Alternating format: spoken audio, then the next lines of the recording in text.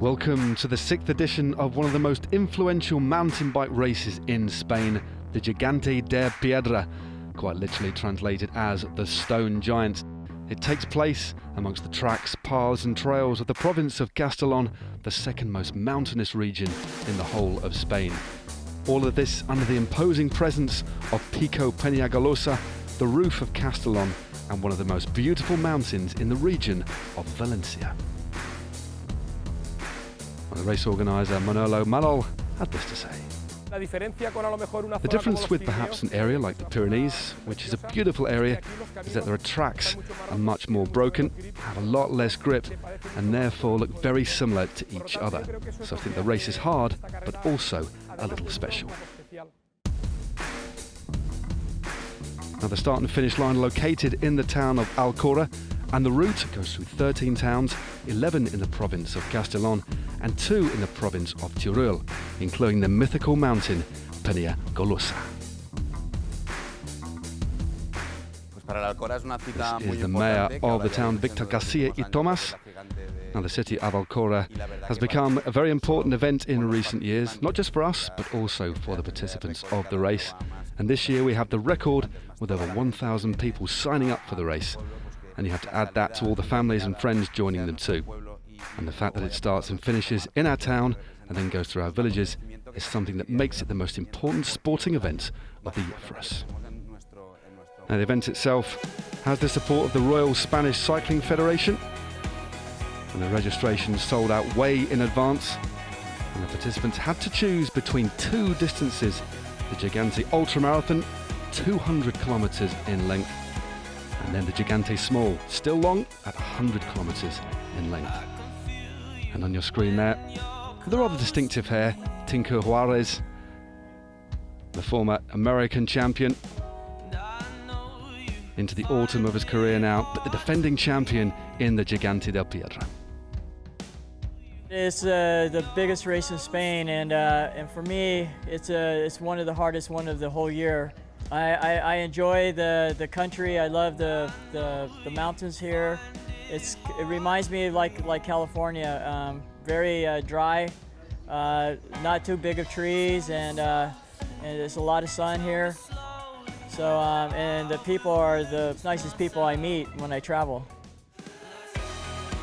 Tinker Juarez, a real hero of the sport, came from mountain biking and a BMX, and a real legend, of course, a 2-time winner of this event, and a real firm favourite with the crowd here. His name isn't really Tinker, it's actually David. His mum and dad used to call him Stinker when he was young. And that name, well, it stuck, but with the S taken off. Manolo MALLOL, the organiser, says we're very happy because this is the 6th edition that we're going to organise, but it incorporates the Spanish Ultramarathon Championships for the very first time. It's the prize for 6 years of hard work, and we are thrilled that in these 6 editions people have finished tired but happy, which is the most important thing in the end and what we aim for as organisers. And one of the main riders to watch out for is the 2016 Spanish Ultramarathon champion, BRANDAN. Marquez. There was this to say about this race. The main factors are the distance, 200 kilometers in length, but significantly with 6,500 meters of a positive gradient or elevation gain, making it very, very difficult. There's some very hard, uneven ramps, and the profile can be very, very deceptive because the climbs don't seem too long, but with 6.5 kilometers of elevation gain, it is going to be very, very hard indeed. He certainly is right. This is an absolute brute of an event, but people coming from all over the world. A party atmosphere, in fact. Riders, as we said before, can opt for the 200-kilometre route, which has its own time cut-off, or for the slightly shorter 100-kilometre route, which amusingly is called small, but that is far from the case. Now the 200-kilometre ultramarathon runs through Castellón and actually starts at 6 AM on the Saturday and crosses through places like Soldos, Vistabella and Maestrat, Cortes de Orense or Ludiente. And the organisers have arranged 10 time-controlled checkpoints that can be reached by the cyclists before the time cut, so they're not disqualified. There's a big handshake for the defending champion Tinker Juarez, Now, due to the difficulty, the hardness of this race, there are 12 refreshment points located along the route, and 3 of them actually contain mechanic stops as well, making sure the riders can keep their bikes as maintained as they can. Chains lubricated. Of course, they may face rain and dust, but as you can see, a real celebration on the start line. Friends, family, crowd turning out to urge these riders on a day that will be epic and will live long in the memory. Now, this is what the riders face for the long event, the 200-kilometer Gigante de Piedra. There it is, situated on the map. A large loop, but that is the most significant statistic. 6,500 meters of vertical elevation gain on this course. And their organisers have set a time limit of 17 hours. It should be enough to see most people home. Now, as we mentioned before, there are 12 aid stations along the route to make sure the riders are fueled, refreshed and hydrated. And within those, there are 3 mechanic stations as well. Now, Roberto MERHI says, well, we're here in Alcora with the Gigante de Piedra small race about to start. It's definitely going to be hard, because even though it said it's small, it has 100 kilometers nonetheless. We will probably ride for between 5 and 7 hours, and hopefully we'll have a good time and finish. That is the most important thing.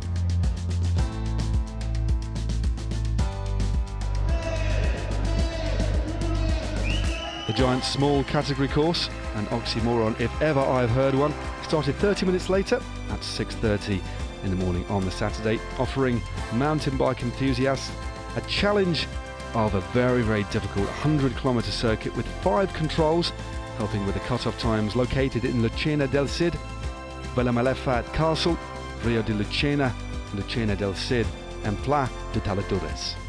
Now, at the beginning, it shares the first 30 kilometers with the larger course, and then continues on its own course, created especially for the distance. And as you can see there, even the small event has 3,600 meters of elevation gain with a time cut-off of 9 hours.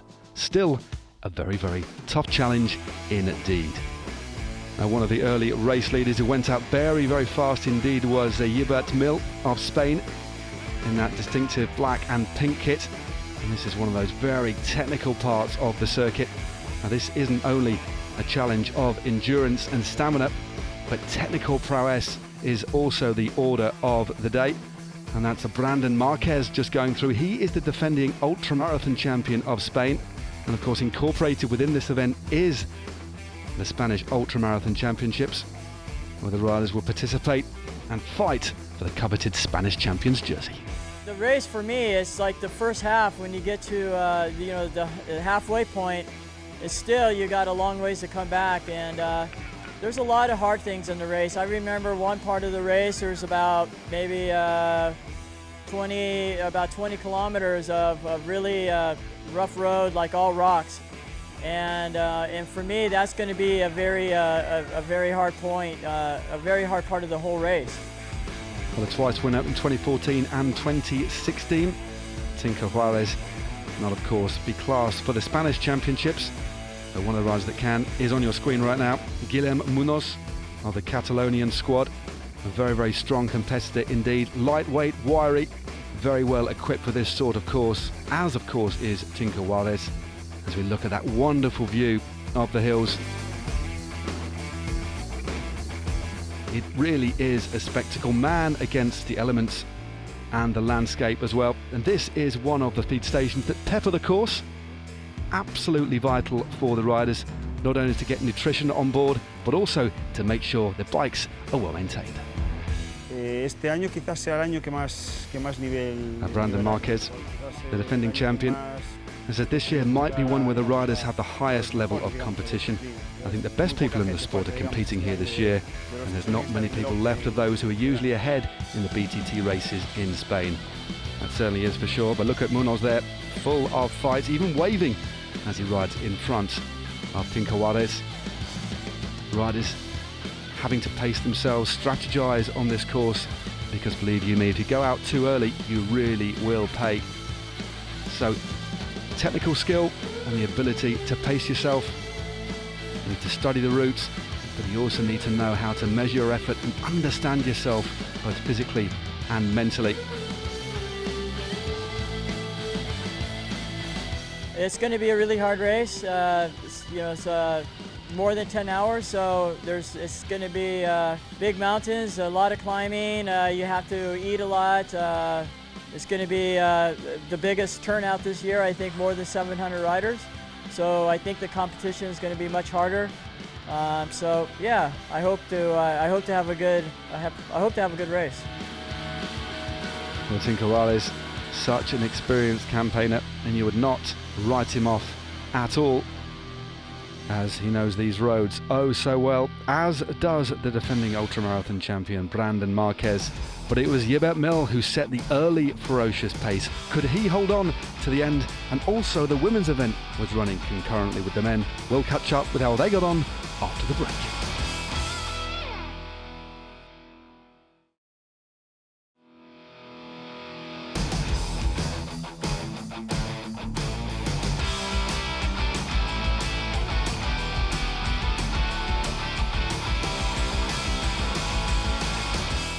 Welcome back to the Gigantes de Piedra. A long day, and as I mentioned before the break, the women running concurrently with the men. And on your screen now is Janet Solsona. She's a Catalan riding for the Blue Motors DuPont team, and also there Clara Perla riding for the Aragon squad. A very good ultramarathon rider indeed. Laura Baleta, another one of the female competitors today. He says, for me the race is important because of all the ultramarathons. There are races where you have to be mentally strong all the way to the finish. A mixture of everything, both physical and indeed mental. Well, she certainly is right. You have to be on your A game, as they say. And one of the riders who was on his A game early in the event was Gilbert Mil, a very experienced campaigner, and there he is picking his way through the rubble of the ruined farms in this part of the world. An absolutely beautiful spectacle, and you can see the hardy spectators camped out cheering on these riders, helping them get through what is a very arduous day. But just look at that, absolutely brutal, shaking the bodies, shaking the minds. And as we said, this is a test of everything, physical test of endurance, and a real examination of skill on these bikes. Many of these bikes have suspension on at the front, will all have suspension on at the front. They run a single gear, what we call a 1x, with a very large ratio at the back to get up these awesome, brutal climbs. Gradients of up to 25-30% at times. And of course, riders need an opportunity to rest and recuperate. Well, this is Manolo Mallol, the organizer again. We offer a wide variety of food throughout the 200 kilometers. For instance, on the top of the mountain, without any people or civilization, we have a refreshment point offering cold horchata, which is a typical Valencian beverage, and people just can't believe it when they see it. Real attention to detail from the race organisers. And of course, all of the competitors need attention to detail as well. They need to make sure they're prepared for this. This isn't an event to be taken lightly at all. One of the competitors just riding through there on a monofork. And so tough was the gradient on this particular section, of course, that many of the riders were actually reduced to walking. And as you can see by the size of the cogs at the back of the bike, the riders there in their lowest gear. And the Janet Solsona, the leader in the ladies event, looking very strong as she picks her way gently up that climb, spinning that gear. But not too far behind was Clara Perla from the Aragon team. Again, riding deftly over these cobbles, over the rocks, and spinning that low gear to a very appreciative crowd. And meanwhile, hours behind, the competitors continue to climb their way up. And remember, brutally difficult day, 6,500 meters of elevation gain. So important that the riders make sure they're fueled and hydrated. Some carbs there too, getting the bananas down them. But equally as important as making sure you're hydrated is making sure your machine is fully lubricated and working. Because it's no good having a fit mind and body if your machine fails you. deep into the race now, and the rider just on the front of this small group of riders, that was Guillem Munoz, running for the Catalonian team. Had a good season so far, so one of the real protagonists today. Won a race in Catalonia, but our leader for much of the race, Gilbert Mil, there in the black and pink, well, he spent 140 kilometers in front before capitulating near the end. This is what defending champion Brandon Marquez had to say of the race. Now, this year the Spanish Championships have had the highest quality of riders for many, many years, and there were 7 of us in the group just behind the sole leader, who was out in front for many, many kilometers. He did generate a show, but because of the nature of this brutal course, there was always a doubt in our minds, do we go after him or not? And you know what? It was actually a lot of fun. I think the spectators would agree. But it wasn't just the elite riders battling for the championships, and of course that Spanish jersey. Many riders were to spend hours out there, having prepared for months on end, getting themselves into peak physical condition, urged on by the crowd, and also urged on by the investment in themselves. The woman in blue and white, Janet Solsona of the Catalonia Blue Motors team, definitely pedaling up the climb, making it look so easy, but like everybody else, although she was out in front, she had to make sure that she got everything she needed on board.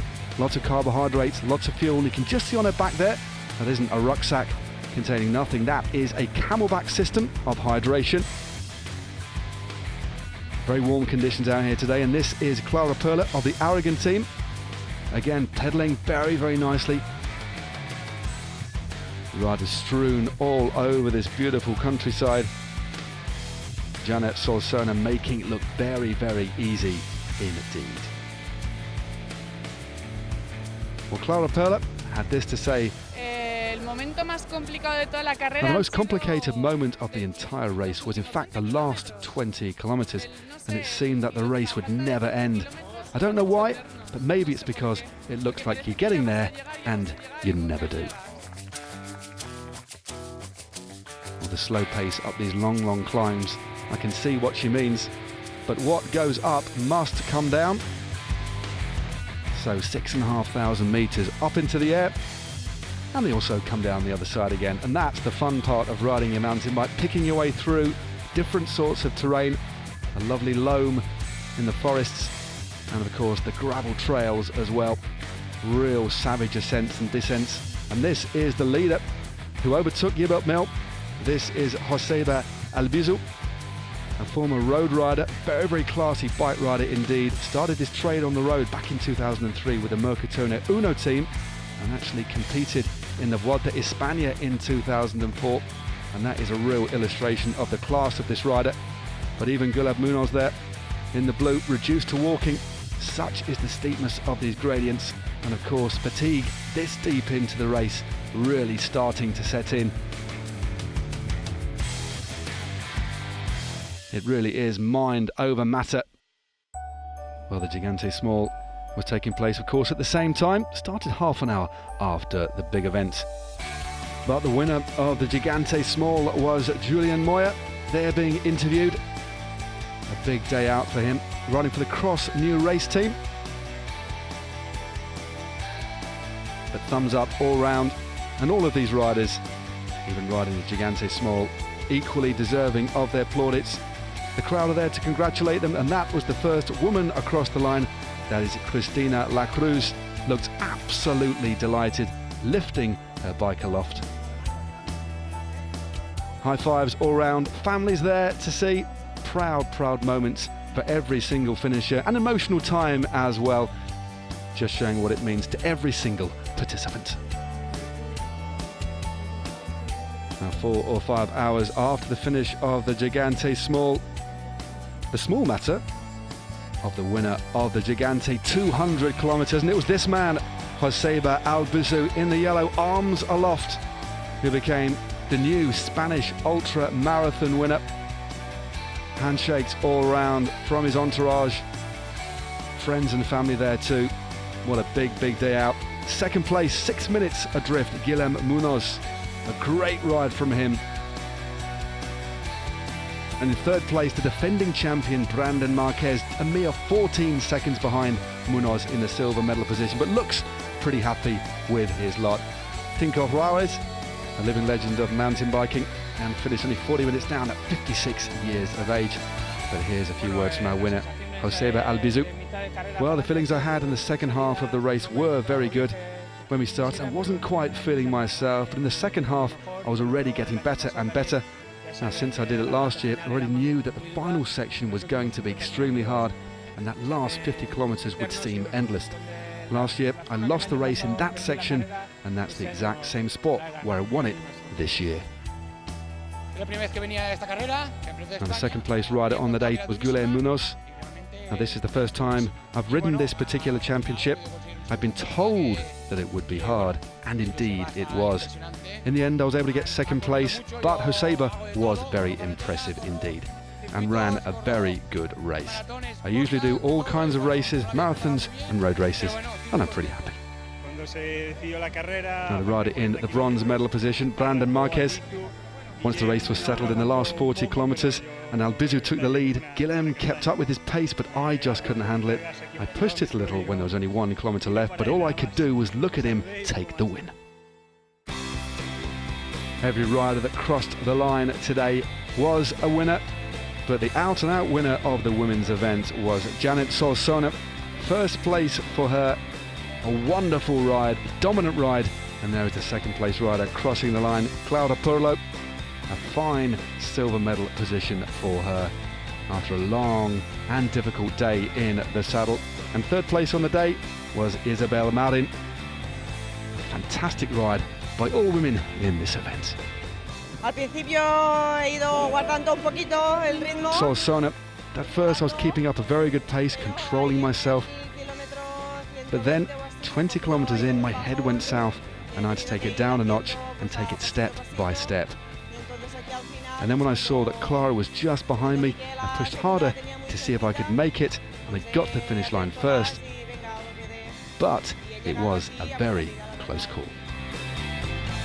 Now the silver place rider, Clara Perla.